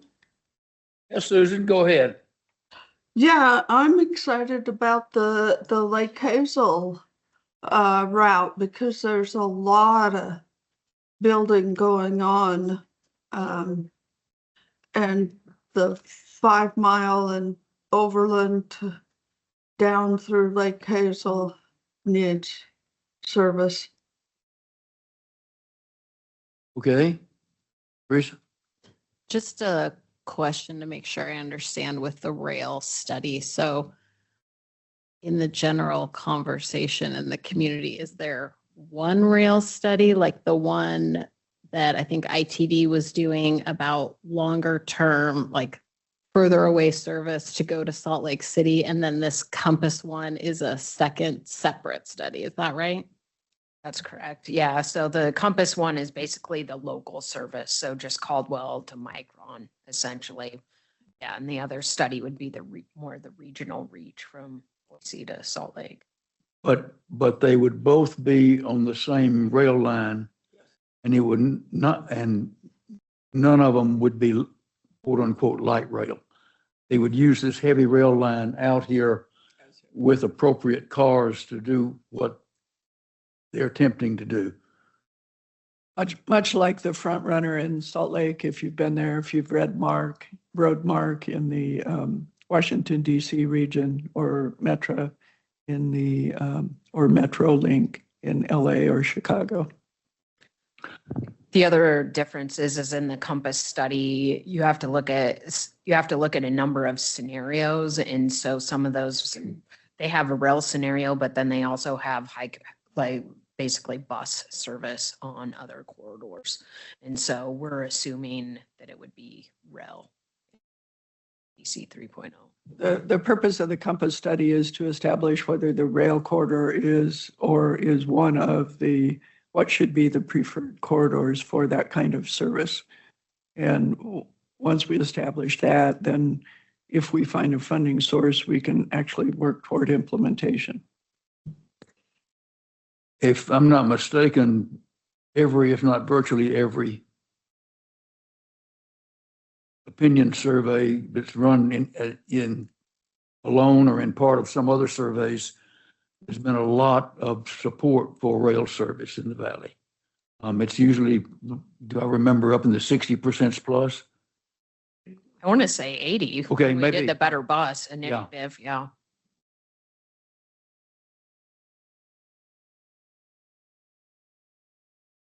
Yes, they are.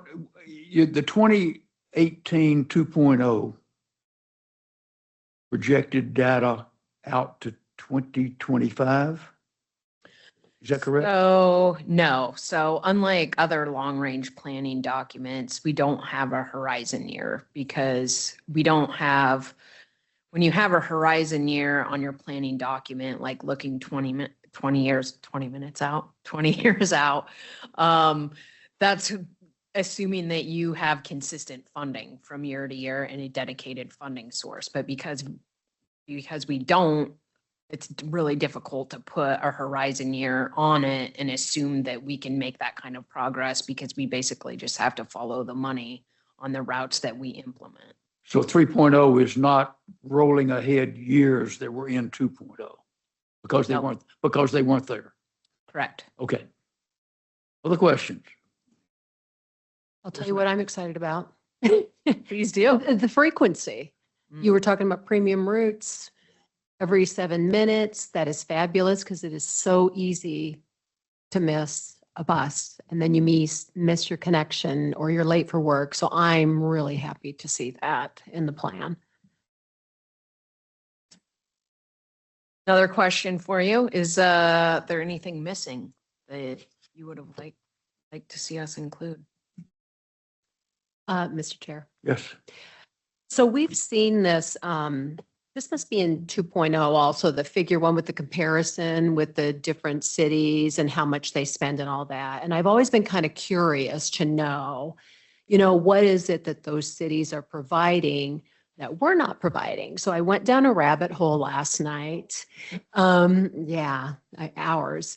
And I used to live in Spokane, Washington. So I'm very familiar with Spokane, the layout of the city. I've taken the bus there. And it was really impactful to take a look at Spokane, look at what their ridership is, look at the different lines. It just was mind-blowing to me that a bus in a city that is similar in size to us, where their buses are running till midnight and on Saturday and Sunday. And even if they're running on Saturday and Sunday, the services are still good. I mean, I expected, well, if they're having Saturday and Sunday service, there must be running every hour, but they're not. And they're running later. So I am wondering if it would be possible within Valley Connect 3.0 to include like a figure 3 and to take a city like Spokane, Washington, and compare the services of what they have to what we have. Because I've just been thinking through the years, well, what is Spokane getting then for that money that we are not getting it?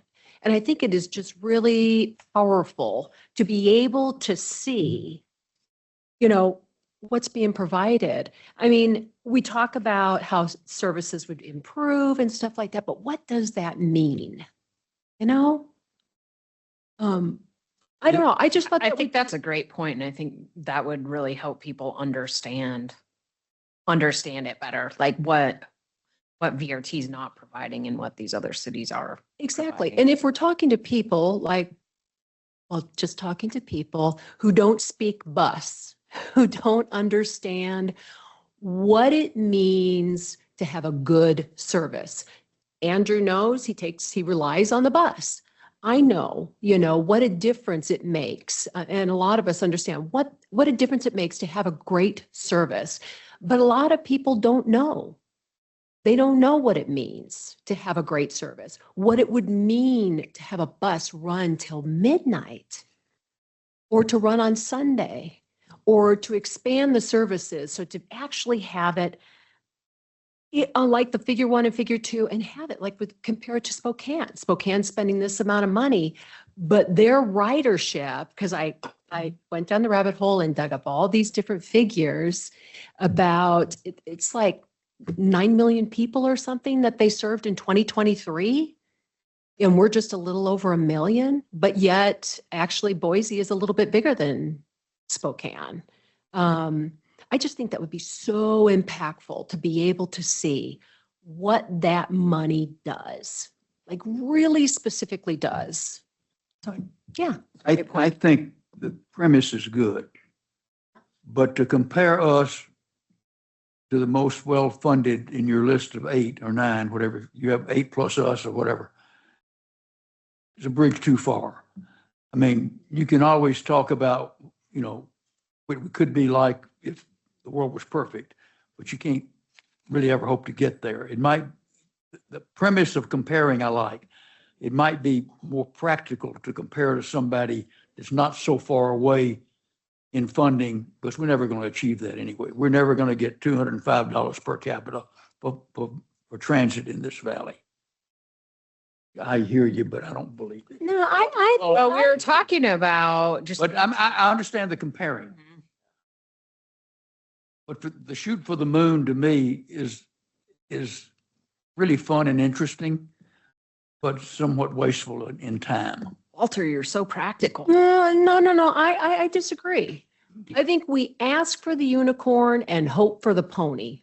I mean, and honestly, as somebody. Make that up. Have you heard that before somewhere? No, who knows?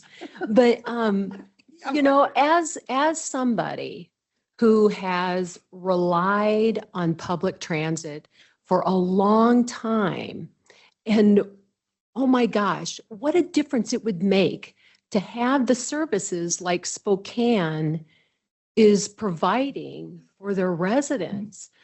I mean, I just think I'm just one person, and I think about what a huge impact it would make in my life. I appreciate what you're saying, Walter, but I mean, we talk about luxury like talk about public transit like it's some kind of luxury. Like if we have money left over in our budget, then we'll give you this. Well, it makes a huge difference in people's lives. I mean, when you talk about economics, I mean, Andrew, you brought up a very specific example of some economics. Like if I have access to a job that pays better, or if I can get to college, I mean, and get a degree or get training, economically, that makes a difference. I mean, imagine I'm just one person. So yeah, I think why not ask for the unicorn? Why not compare? We have a good service. Let's have a great service. And this is what a great service does.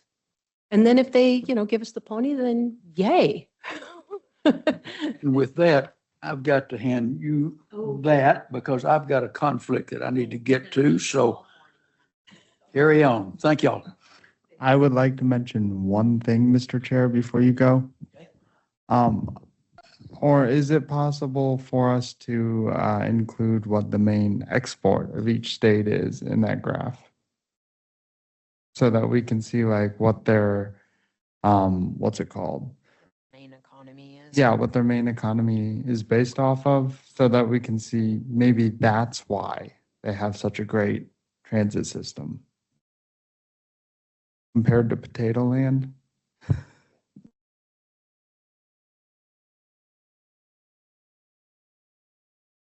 And on that note, the ROI that you mentioned earlier, when you do invest, what do you get out?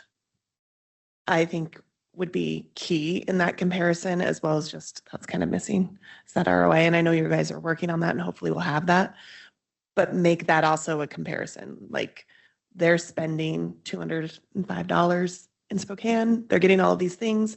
Their constituents have more access to livable wage jobs that they might have to go to on the weekends and into the evenings. And they have transportation to that, which increases the economy overall. How do we present that? I think is going to be key. Thank you. But it's not. So in talking to people, I remember when we first, heard about the railways in this meeting, I was telling people about it because I was so excited. I travel a lot, even to like down to Salt Lake and around the state.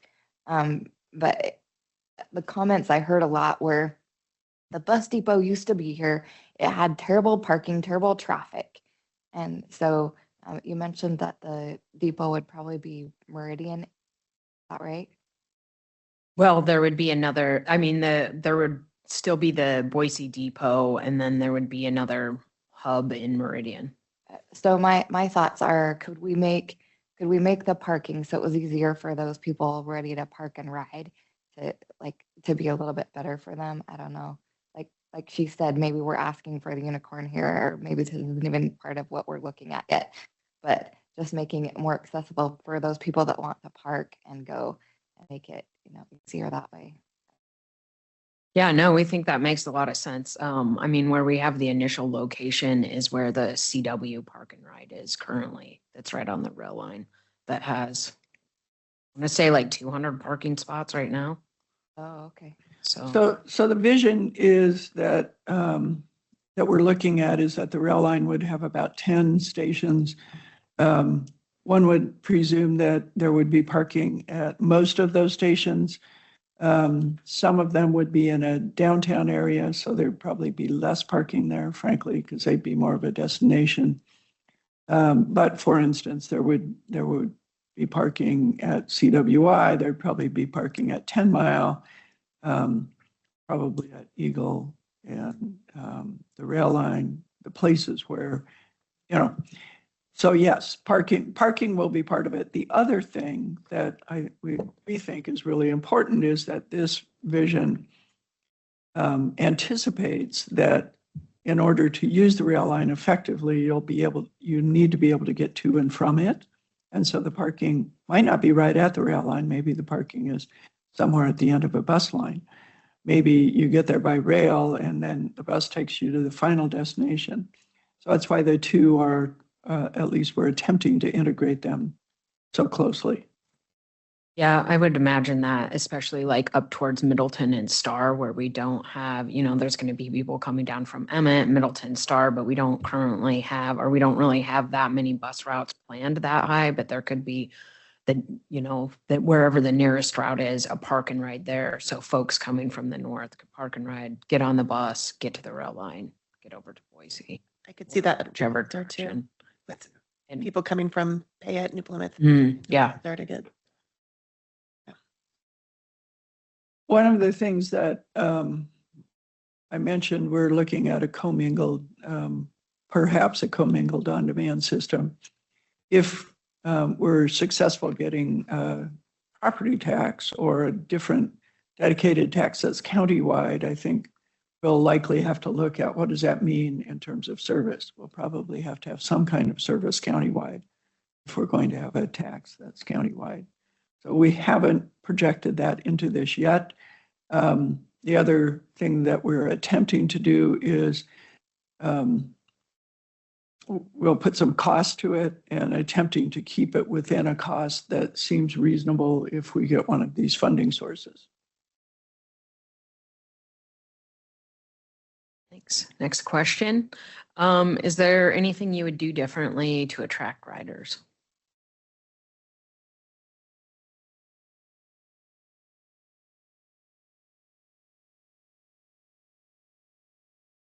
I think riders are there, but aren't tapping into it because of the lack of services as it stands.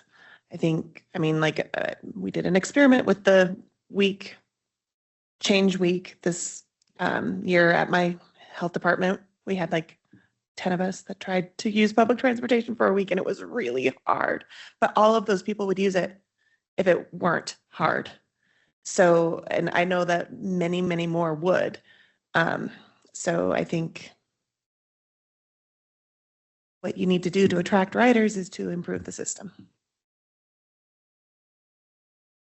Go ahead, Andrew. Good answer, Sam. I think outreach is one of the main things we need to do right now. Like social media, not just TikTok, because a lot of people have left TikTok because of what happened over the past few days. There is an app called Red Note, though, that I would recommend putting stuff out on maybe. It's a Chinese app, but still. The outreach is, I think, going to be essential for Valley Connect 3.0. Could you expand on what happened in the last few days that you think impacted riders? No, it impacted the advertisement, the TikTok ban, and then the 5-minute ban. Speak to that. Yeah, we are on multiple platforms for that reason, to diversify our message. TikTok's back, so we're going to remain on it for now, but noted. We are looking for other opportunities, and we'll be bringing on board a dedicated social media and digital manager, which I think will help boost our efforts so that we can focus on that and other outreach. And Sam, I think it would be a good idea for you to bring something like that up to the board. Give them the example that you just used. We had our staff do this. We are a public agency. You know, it's very important for them to hear from the people that use it and have tried it and would love to use it. Well, and can I add one more other thing is that if you compare like 15-20 minute ride to work, you know, you were saying that you could have a 7.5 minute ride. That would really save a lot of people some time. You know, that would entice a lot of people, I think.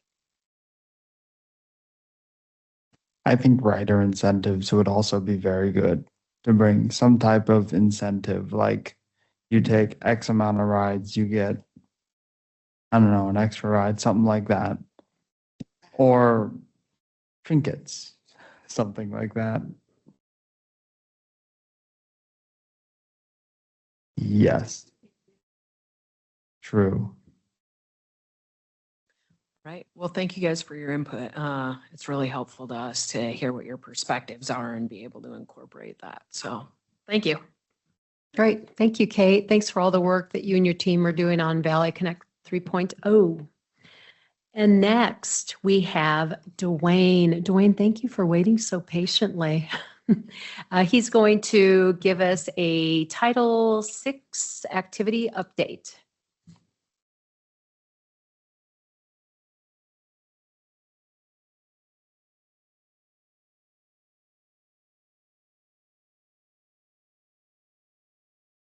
And Dwayne, I know we didn't leave you much time, but let's try to stay within the time if we can. Sorry. Is the time. Sweet. Okay, well, Title VI, we want to give you an update here on our activities. Title VI is a living, breathing document. It's activities that we undertake at Valley Regional Transit. So today's just giving you a brief update on what we've been doing. So the purpose of Title VI is to prevent discrimination, promote public inclusion, address, avoid, and mitigate any discriminatory actions and activities. And then Title VI is really two things at once. It's a look forward and back over the next 3 years. So this all initiated with Rosa Parks. You know this name in history. She was asked to move to the back of the bus in 1951. She refused, was arrested, and that subsequently led to the civil rights movement, Martin Luther King getting involved with that. We celebrated that yesterday. But a law was passed that no person in the United States shall be discriminated based on race, color, national origin. And those agencies like us who receive federal funding cannot discriminate. So, so this law is very important for us to comply with, not only VRT, but we have subrecipients who get passed through funding. Boise State University, Treasure Valley Transit, ACHT Commuter Ride. We have contractors who provide public transportation services for us that also must comply with these laws. We have, we monitor and we oversee our subrecipients and contractors to ensure that they're meeting these laws. We're updating various documents to meet our branding requirements. We have checklists, and so we're creating these important documents that we will use and leverage over the next several years. We've had training opportunities at VRT about Title VI. We've had 2 of those in 2024. And then we want to do better looking at our operators and subrecipients. How are they training their staff? And in the short term, providing those opportunities. We want, in the long term, to look at other modules that may improve training. And it could be, you guys have done online training before. We can't track competency if we just do staff trainings. But if we have online modules with quizzes, for example, we can say, okay, this person understands the law, and we can track and monitor their compliance with training. We have to do outreach to limited English proficiency, persons who do not use English or speak English as their primary language. So we look at the numbers and demographics, and we try to promote VRT everywhere, right? We've had 172 different events in 2024, and staff is tracking all the occurrences where we're interacting with staff, with persons who need language assistance. We are also required to market and share language assistance services that we provide at VRT. So that might be a brochure. We leverage language line solutions here, and they offer 240 plus languages. So things that we need to do is start to market these things in our brochures and then get them out to the public. Customer service currently tracks the number of language line requests over time. So continue to monitor that. We're updating a language card. We're going to redesign a language card that operators usually hand out into a new format. Our communications staff is working on that redesign right now. But essentially, it's basically, we want to create something that's pocket card, that's foldable, that's very consumable, and then it'll be easier for bus operators and outreach staff to provide that material. And then lastly, it's going pretty good, clip, right? Lastly, we will be updating our Title VI program next year. I can't believe it's already that time again, next year.